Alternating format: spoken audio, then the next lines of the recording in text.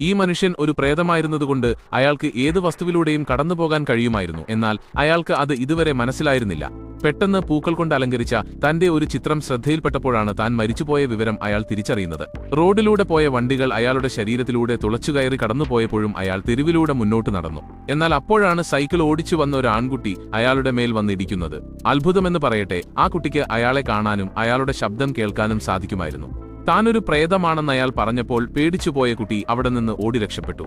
രക്ഷപ്പെടാമെന്ന പ്രതീക്ഷയിൽ അവൻ പെട്ടെന്നൊരു ബസ്സിലേക്ക് കയറി. എന്നാൽ ആ മനുഷ്യന് അവനെ അത്ര എളുപ്പത്തിൽ വിട്ടുകളയാൻ കഴിയുമായിരുന്നില്ല. കാരണം അയാൾക്ക് ആശയവിനിമയം നടത്താൻ കഴിയുന്ന ഒരേയൊരു വ്യക്തി ആ കുട്ടി മാത്രമായിരുന്നു. അയാൾ അവനെ ബസ്സിൽ നിന്ന് താഴേക്ക് വലിച്ചിറക്കാൻ ശ്രമിച്ചെങ്കിലും നടന്നില്ല. അതുകൊണ്ട് അയാൾ അവനെ പിന്തുടർന്ന് അവന്റെ വീട്ടിലെത്തി. താൻ ഒരു ദ്രോഹവും ചെയ്യില്ലെന്ന് അവനെ ബോധ്യപ്പെടുത്തിയ ശേഷം മരിക്കുന്നതിന് മുൻപ് താൻ ചെയ്തുകൊണ്ടിരുന്ന ഒരു പ്രോജക്റ്റിൽ സഹായിക്കാൻ അയാൾ കുട്ടിയോട് അഭ്യർത്ഥിച്ചു. മുൻപൊരു പൈലറ്റായിരുന്ന ആ മനുഷ്യൻ സ്വന്തമായി ഒരു വിമാനം രൂപകൽപ്പന ചെയ്തിട്ടുണ്ടായിരുന്നു.